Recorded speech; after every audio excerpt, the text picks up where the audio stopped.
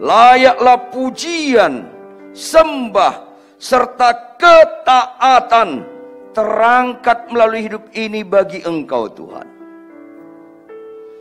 Dalam garis ketaatanlah kami menghampiri firman-Mu. Jangan ada di antara kami Tuhan mendekati firman-Mu supaya keinginan kami dikabulkan. Jangan Tuhan, hindari kami dengan hal itu. Karena firman Tuhan bermanfaat untuk mengajar, ajarlah kami Tuhan. Firman Tuhan bermanfaat untuk menegur kesalahan kami, tegurlah Tuhan. Bongkar kemunafikan kami, perbaiki kelakuan kami, dan puncaknya supaya kami dididik dalam kebenaran. Tidak ada mujizat yang jauh lebih indah selain Kau dapatkan kami hidup dalam kebenaran dalam segala aspek. Untuk itu Roh Kudus berotoritaslah dalam pemberitaan firman Tuhan. Lawati kami satu persatu, tidak terkecuali siapapun kami, sehingga kami pulang ada perubahan karakter, ada perubahan paradigma, tata nilai, mindset, tujuan hidup, sehingga Kau nikmati kami ada ibadah yang sejati. Senangkan hatimu Tuhan, sebab dalam nama Tuhan Yesus kami siap dilawati oleh kebenaran firman Tuhan. Haleluya. Semua yang percaya sama-sama katakan amin. Tepuk tangan buat Tuhan. Amin, amin, amin. Silakan duduk. Shalom. Shalom. Jemaat sekalian, saya sangat membutuhkan konsentrasi Anda sedikit ekstra daripada biasanya mendengarkan firman hari ini. Yang sepakat katakan amin. Tolong jangan terganggu dengan handphone, dengan yang lain-lain. Tolong, saya membutuhkan konsentrasi Anda sedikit ekstra daripada biasanya. Karena puncak kekristenan itu ada di Jumat Agung dan Paskah, bukan di Natal. Bukan di Natal. Jadi Alkitab kita tidak ada mengajarkan tentang Natal, tapi bukan berarti nggak boleh merayakan Natal. Nggak, bukan itu maksudnya. Tapi jangan Anda lebih sungguh-sungguh merayakan Natal daripada Jumat Agung dan Paskah. Anda gagal fokus, itu namanya. Ini diam nyambung atau kurang? Nyambung ya? Mari kita buka Alkitab kita 1 Korintus 15 ayat 1 sampai 5. 1 Korintus 15 ayat 1 sampai 5. Kalau sudah dapat, saya baca ayat 1. Bapak Ibu jemaat sekalian baca ayat 2. Terus kita bergantian, ayat 5 kita baca bersama-sama. Saya bacakan ayat 1. Dan sekarang, saudara-saudara, aku mau mengingatkan kamu kepada Injil yang aku beritakan kepadamu dan yang kamu terima dan yang di dalamnya kamu teguh berdiri.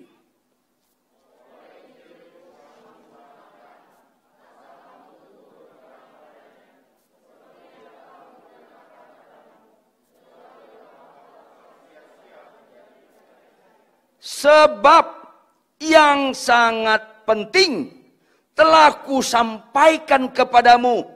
Apa itu yang sangat penting? Yaitu apa yang telah kuterima sendiri.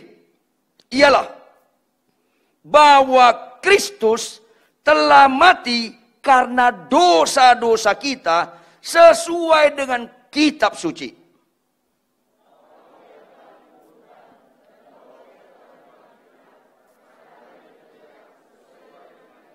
Sama-sama bahwa ia telah menampakkan diri kepada Kefas dan kemudian kepada ke-12 muridnya. Tahu Anda konteks kebenaran firman ini? Konteks kebenaran firman ini dialamatkan kepada jemaat Korintus. Bagaimana jemaat Korintus? Jemaat Korintus luar biasa mendemonstrasikan karunia-karunia roh. Saya ulangi. Luar biasa mendemonstrasikan karunia-karunia roh.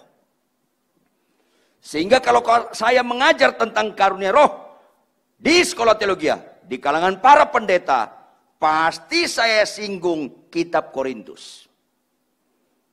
Karena 1 Korintus 12, 1 Korintus 14, itu lengkap sekali bicara karunia roh. Jemaat Korintus ada yang hebat berkhotbahnya. Jemaat Korintus ada yang hebat dalam bahasa rohnya. Ada yang hebat bernubuat, mengusir setan, melakukan mujizat-mujizat. Tapi sayangnya gak mengerti makna kematian dan kebangkitan Kristus. Gak mengerti kematian dan kebangkitan Kristus. Kalaupun mengerti, hanya aspek yang bersifat sementara. Tidak bersifat kekal. Akhirnya dikatakan demikian. Dan sekarang saudara-saudara, aku mau mengingatkan kamu kepada Injil. Kenapa diingatkan? Supaya Anda jangan gagal fokus tentang Injil. Yang aku beritakan kepadamu dan yang kamu terima, sudah mereka terima. Tapi mereka lupa dan tidak terfokus kepada nilai yang menurut Yesus harus nilai. Dan yang di dalamnya, kamu teguh berdiri. Tapi kenyataannya ayat 2, oleh Injil itu kamu diselamatkan. Asal apa? Kamu teguh berpegang padanya. Rata-rata jemaat Korintus tidak teguh berpegang padanya. Makanya 1 Korintus 12 dan 1 Korintus 14 tentang karunia-karunia disisipkan 1 Korintus 13. Masih ingat apa 1 Korintus 13? Halo? Tentang kasih, dan mereka hilang kasih. Malanglah nasibmu. Kau suka khotbah, kau suka bernubuat, kau suka berbahasa roh, kau tetap melakukan mujizat, tapi kau hianati perkawinanmu. Malanglah nasibmu. Kalau kau melayani ke sana kemari, tapi kau suka bertengkar, suka berselisih. Ciri utama Kristen bukan bisa khotbah. Ciri utama Kristen bukan bisa khotbah. Saya tanya Anda, apakah semua orang percaya harus bisa khotbah? Tidak, makanya khotbah bukan ciri utama. Ciri utama Kristen bukan bernubuat. Gak usah Anda merasa gak rohani, sampai mati Anda gak bisa bernubuat. Gak usah, karena itu bukan ciri utama. Ciri utama Kristen bukan bahasa roh, bukan. Ciri utama Kristen bukan mujizat-mujizat. Ciri utama Kristen adalah punya keteladanan hidup dalam kelakuan. Katakan amin. Tepuk tangan. Kalau Anda di gereja ini menyembah gemetar-gemetar, Anda bapak-bapak pulang, istrimu gemetar sama Anda, itu kan kesurupan. Kalau Anda menyembah gemetar-gemetar di tempat ini, Anda naik motor di Tangerang ini nggak sopan, Anda bawa mobil sembarangan, orang lain gemetar sama Anda kan kesurupan. Banyak pendeta di gereja bagus sekali khotbahnya, banyak mujizatnya, tapi dalam kelakuan tetap buruk. Ada orang pernah saya bimbing cukup lama, sedih rasanya. Gerejanya besar, jemaatnya ribuan, punya istri simpanan. Orang bisa kita bohongi, Tuhan mana bisa kita bohongi.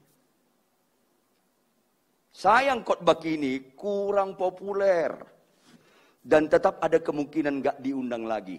Gak ada masalah, gak ada masalah. Khotbahlah kebenaran, walaupun tidak disukai.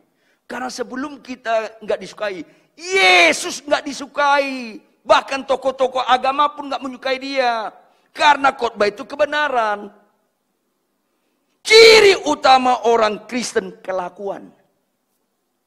Kalau Anda sopan, Anda menghormati orang tua, Anda mengasihi istri Anda walaupun dia kurang hemat berkata-kata, Anda tetap tunduk pada suami walaupun banyak pencak silatnya.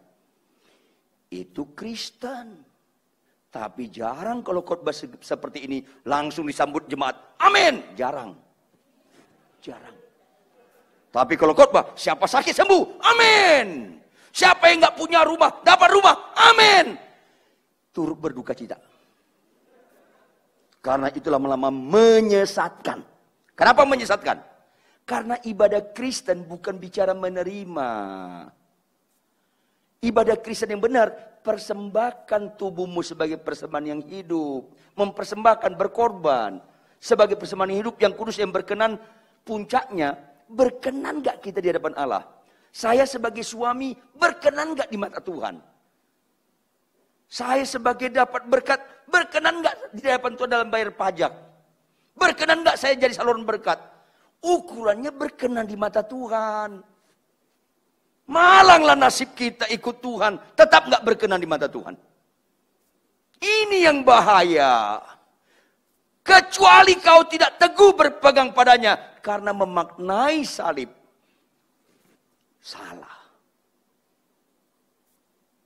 Jujur Bapak Ibu. Mana jemaat gereja lebih kagum? Saya ulangi. Mana jemaat gereja, bahkan banyak pendeta, lebih kagum? Orang yang lemah lembut atau lumpuh berjalan? Jawab dong. Lumpuh berjalan kan? Sedih kan? Halo, orang gak percaya Yesus. Agama apapun terserah. Termasuk Kristen. Karena Kristen gak semua orang percaya kepada Yesus. Orang gak percaya kepada Yesus. Kalau lihat lumpuh berjalan, kagum gak? Apa bedanya Anda dengan dia berarti? Orang koruptor, orang punya istri simpanan, orang pemain judi, orang buka situs porno. Kalau lihat orang lumpuh berjalan, kagum gak? Apa bedanya Anda dengan penjahat? Lumpuh berjalan buta celik, mana pernah mengagumkan Tuhan? Karena kesembuhan, gak ada kaitannya memuliakan nama Tuhan. Kesembuhan doang, garis bawahi, doang. 10 orang sakit kusta, semuanya sembuh. Tapi Tuhan Yesus bilang apa? Kemanakah yang 9 lagi? Mengapa mereka tidak kembali memuliakan Allah? Sembuh itu enggak memuliakan Allah. Kenapa satu ini yang memuliakan Allah? Karena dia enggak berhenti pada kesembuhan. Dia enggak berhenti kepada kesembuhan. Karena dia tahu makna salib. Dia bertobat. Dia bertobat. Dia mempersembahkan hidupnya kepada Tuhan dengan kata-kata tersungkur, proskuneo. Mempersembahkan hidupnya kepada Tuhan. Jadi kesembuhan gak ada kaitannya memuliakan Allah. Kecuali setelah Anda sembuh, Anda makin taat kepada Tuhan. Katakan amin. Tepuk tangan yang keras. Apa setelah tepuk tangan? Apa setelah tepuk tangan? Bertobat. Karena nggak ada rohaninya tepuk tangan. Tepuk tangan tanpa pertobatan inanilahi. Ya, karena tepuk tangan tanpa pertobatan inanilahi. Sembuh tanpa pertobatan inanilahi. Makanya kita harus maknai. Lihat ayat 3. Tolong tampilkan operator. 1 Korintus 19 ayat 3. Ini kata-kata langka. Sebab yang sangat penting telah kusampaikan kepadamu. Catat bapak-bapak, ibu-ibu. Kalau Anda baca Alkitab dari Kejadian sampai Wahyu berulang-ulang. Kata langka dalam Alkitab, kata sangat penting. Jarang kata sangat penting digunakan dalam Alkitab. Kalau sampai digunakan, jangan lupa. Jangan gagal fokus. Ini benar-benar. Kalau Alkitab berkata sangat penting, itu juga sangat penting bagi saya, bagi Anda. Karena Alkitab berkata sangat penting. Kenapa banyak orang Kristen, kenapa banyak pelayan gereja gak menganggap ini sangat penting? Apa itu yang sangat penting? Yaitu, penting juga bagiku, kata Paulus, apa yang telah kuterima sendiri. Itu sangat penting. Ialah, lanjut apa? Lanjut apa? Bahwa Kristus telah mati, ayat 3 operator. Kristus telah mati karena, jangan lupa itu sangat penting. Kenapa diganti banyak orang? Kristus mati karena penyakit kita. Enggak. Kristus mati karena kita gak punya anak dapat anak. Bukan. Jangan larikan Kristus mati karena dosa-dosa kita dengan yang lain. Enggak. Tidak, dan tidak. Nanti kita akhirnya nggak fokus. Kristus telah mati karena dosa-dosa kita. Kenapa? Bapak, Ibu, jemaat sekalian, yang paling serius dalam hidup ini dosa. Bukan kanker, bukan COVID-19. Kanker nggak begitu serius. Saking nggak seriusnya, nggak ada upah kanker maut, nggak ada. Nggak ada upah COVID-19 maut, nggak ada. Upah dosa adalah, catat baik-baik. Kenapa dibelok-belokkan ayat ini kepada yang lain? Makanya banyak orang Kristen udah melayani, udah khotbah, masih kompromi dengan dosa. Gregetan sekali lihat orang Kristen seperti ini. Khotbah, jemaat puluhan ribu, masih berzina loh. Khotbah, masih menggelapkan pajak loh. Khotbah, melayani, masih nggak sopan di jalan raya loh. Repot sekali. Karena nggak terfokus, berita sangat penting ini. Kristus mati karena dosa-dosa kita. Makanya dalam KKR dimanapun saya berkhotbah selalu bilang, berbahagialah sakitmu sembuh atau tidak sembuh, tapi dosamu diampuni. Itu yang benar. Malanglah nasibmu. Kalau sakitmu sembuh atau enggak sembuh, tapi kau enggak bertobat. Itu yang malang. Ini penting sekali Bapak Ibu. Banyak orang nggak merekam ayat ini, nggak menghayati, akhirnya nggak fokus, akhirnya melayani ke sana kemari, nipu jalan terus. Nggak jijik terhadap dosa. Nggak berhenti berbuat dosa. Selesai. Bapak Ibu, bersyukurlah kita sebelum meninggal dengar firman seperti ini. Supaya kalau akhir tahun ini kita meninggal, agak beres hidup kita. Mati itu nggak malang. Berdosa itu malang. Kenapa mati nggak malang? Semua orang kudus juga mati kok. Yang malang itu kau mati dalam dosa. Yang indah itu kau mati dalam Kristus. Karena hidup untuk Kristus, mati adalah keuntungan. Mati itu gak malang. Salah satu mujizat yang indah adalah kematian orang benar. Karena berharga kematian orang yang dikasih Tuhan orang benar. Berharga. Itu salah satu mujizat. Makanya gak usah takut mati. Bagi orang yang sudah mengenal salib Kristus, kebangkitan Kristus, gak terlalu suka lagi doa kesembuhan.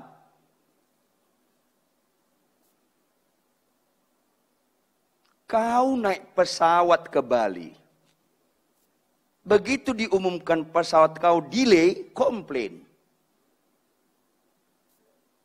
Delay 3 jam, marah. Mana lebih bagus, Bali atau surga?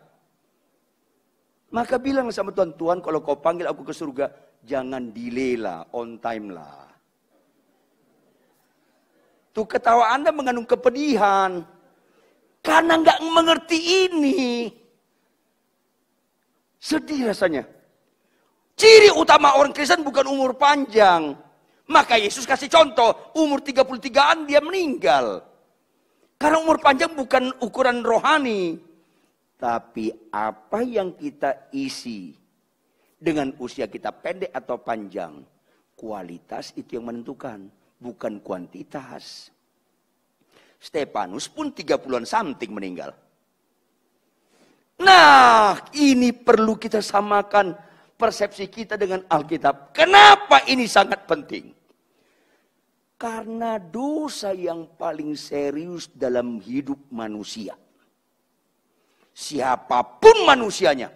Entah dia raja, presiden, gubernur. Entah dia orang di belahan bumi manapun. Entah dia agama apapun. Catat baik-baik. Dosa yang paling serius.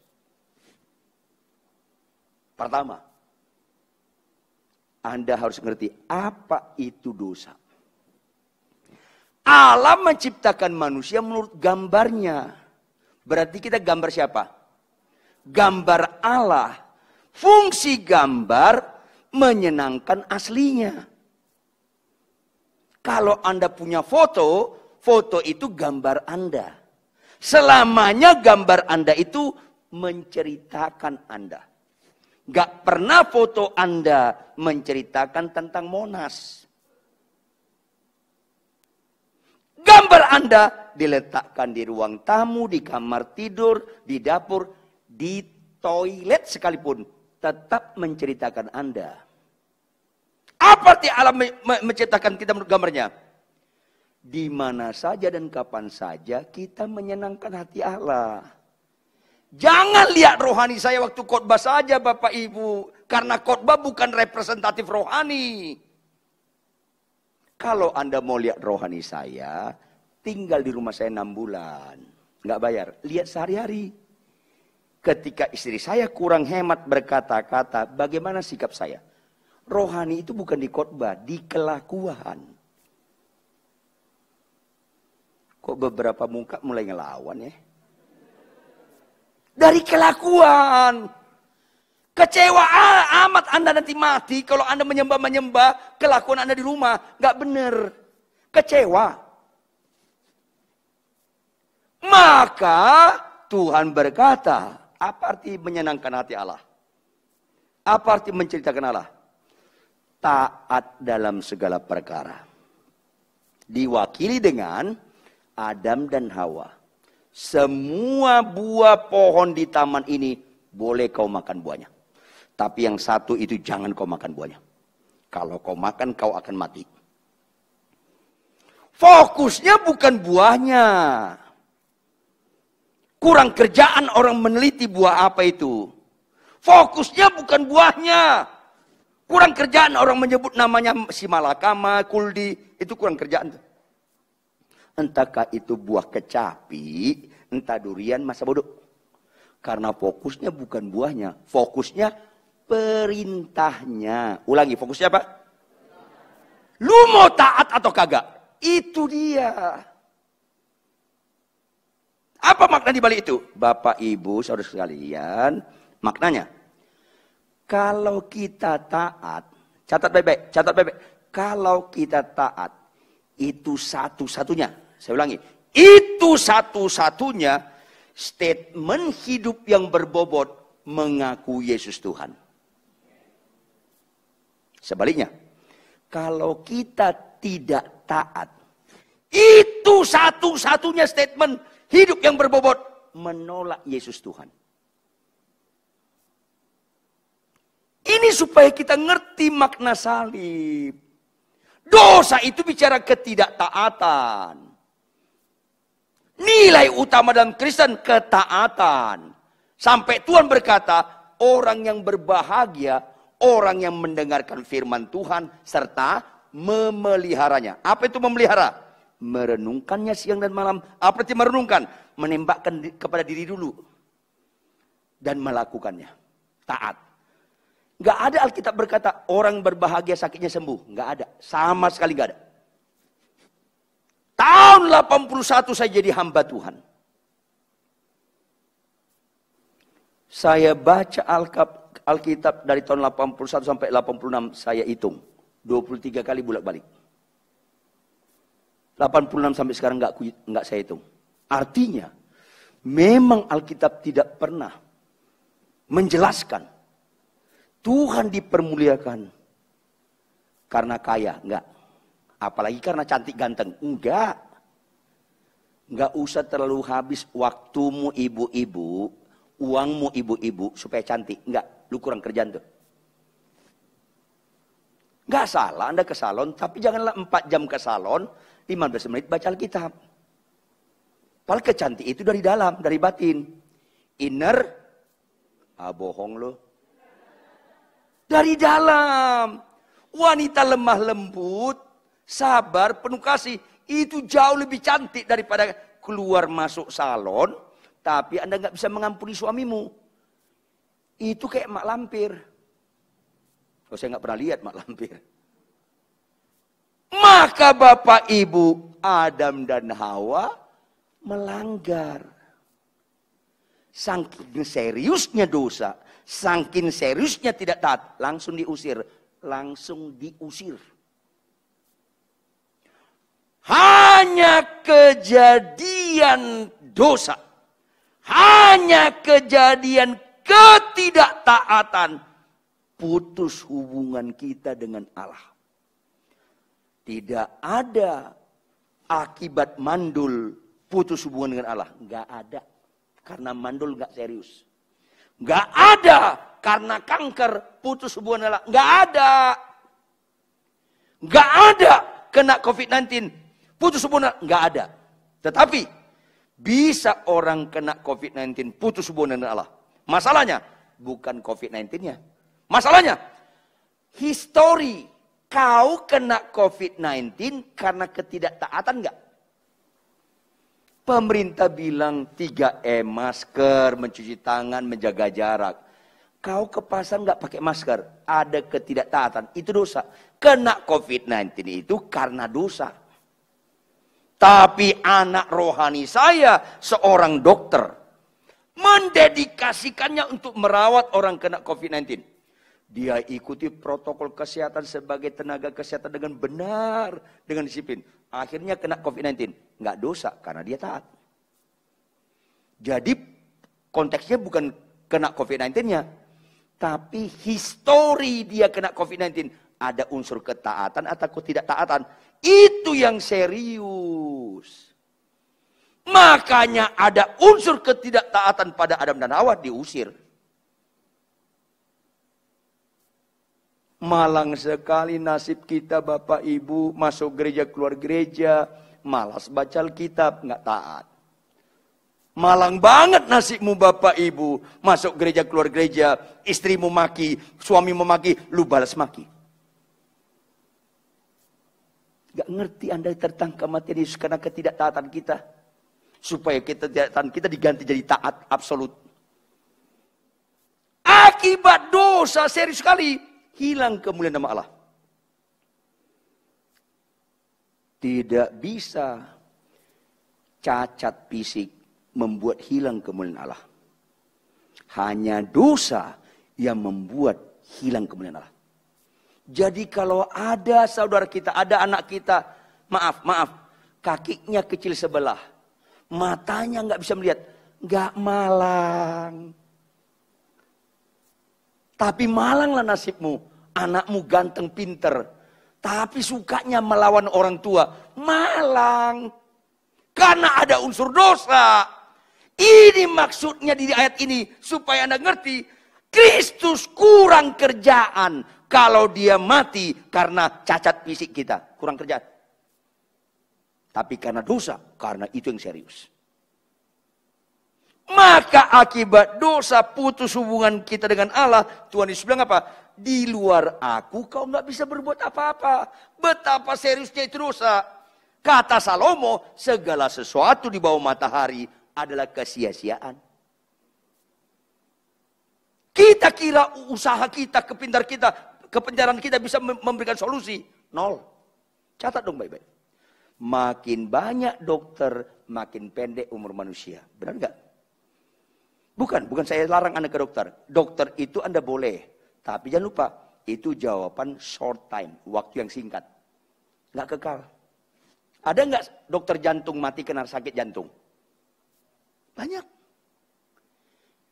Zaman Adam dan Hawa nggak ada dokter, umur 900 sampai 1000 tahun. Zaman Nuh mulai ada tabib-tabib, umur mulai di korting 700 tahun. Zaman Musa lebih banyak lagi tabib-tabib, umur lebih banyak di korting, paling kuat 200 tahun. Zaman kakek nenek kita, kungkung popo akong, mbah kakung, opa oma, lebih banyak dokter daripada zaman Musa. Umur nenek saya dari mama saya 106 tahun. Jawab dong Bapak Ibu, mana lebih banyak dokter, zaman kita atau zaman kakek nenek kita? Zaman kita, saya tidak menghakimi, sulit sekali umur Anda 90 tahun. Emang Anda kira dokter jawaban? Enggak. Makin banyak sarjana hukum, makin rusak hukum. Yang ngerusakin siapa? Bukan tukang ojek. Bukan tukang becak. Yang tahu hukum yang rusak hukum. Makin banyak ahli ilmu jiwa, makin banyak orang gila. 10 orang sakit jiwa datang ke dokter ahli jiwa, keluar jadi 11. Karena dokternya pun gangguan jiwa. Pertama kali saya ke Jakarta tahun 61. Tahun 60-an, tahun 70-an, langka orang gila. Saking lakanya, kalau ada orang gila, seru. Orang anak-anak kejar, orang gila, seru. Karena jarang. Sekarang ini sulit membedakan mana orang waras, mana orang gak waras. Termasuk sebelah Anda. Sulit membedakan. Salah satu orang gak waras ngomong sama istrinya, ngomong sama suaminya. Tahu gak lo? Gue nyesel kan sama lo. Itu kan gak waras lo. Kau yang mulai, kau yang mengakhiri. Sakit. Lebih gak waras lagi kalau Anda ngomong sama istri Anda, sama suami Anda. Setan lo, setan lo. Makin gak waras lo. Tolong tersinggung lah. Berarti belum mati rasa Anda. Lebih nggak waras lagi kalau Anda niat cerai. Kalau nggak percaya Anda itu nggak waras, matilah nanti malam, tanya Tuhan Yesus, pasti benar. Lebih nggak waras loh. Apalagi Anda mengkhianati perkawinan, Anda berzina. Itu kesurupan tingkat tinggi. Saudara yang kekasih, nggak ada solusi. Karena begitu seriusnya dosa. Makin banyak sarjana ekonomi, makin banyak krismon, huta barat. Krisis moneter, hutang tambah berat. Gak ada solusi. Bahkan Alkitab berkata, kesalehan kita di luar Yesus kayak kain kotor. Karena kita seperti teko yang berkarat, diisi air bersih, dituang ke gelas tetap berkarat. Kesalehan kita, keagamaan yang dibuat manusia, usaha manusia mencari Allah, nol. Gak bisa karena dosa. Dan terakhir akibat dosa, masuk neraka. Dosa serius, apa itu dosa? Ketidaktaatan. Ini penting Bapak Ibu.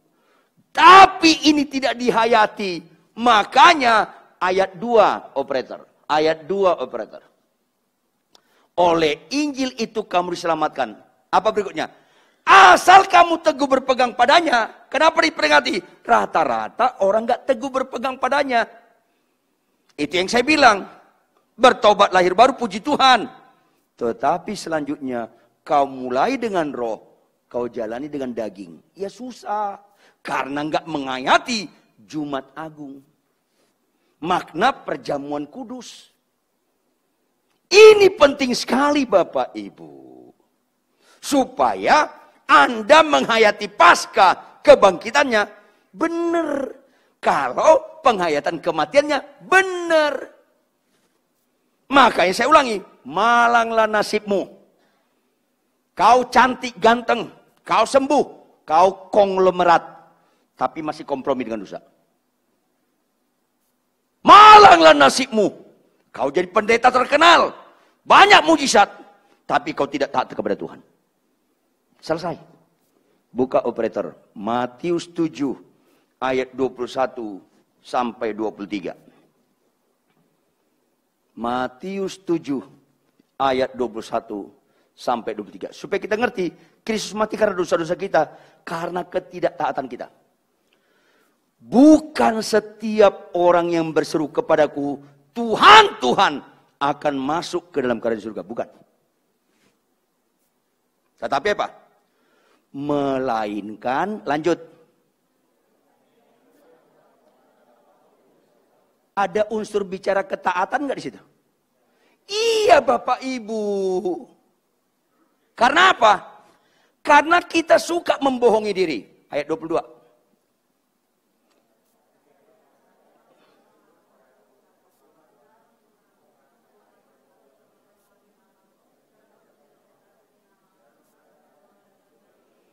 Kita kira bernubuat tanpa ketaatan rohani. Enggak. Kita kira mengusir setan tanpa ketaatan rohani. Enggak. Karena banyak orang bernubuat, banyak orang mengusir setan dalam kehidupan sehari-hari. Enggak taat. Kita kira rohani itu bisa digantikan dengan banyaknya mengadakan mujizat-mujizat. Tidak. Dosa serius. Ketidaktaatan serius. Taat itu nilai. Bagian-bagian terakhir, Yohanes 14 ayat 15. Melainkan mereka yang melakukan kehendak Bapakku di surga, itu rohani. Yohanes 14 ayat 15. Sama-sama kita baca. Saya harap ayat ini kita hafal semua, kita hayati, dan kita minta tolong Roh Kudus untuk menerapkannya. Karena ini puncak rohani orang. Karena ini satu-satunya menghargai kematian pengorbanan Kristus. Sama-sama baca. 1, 2, ya.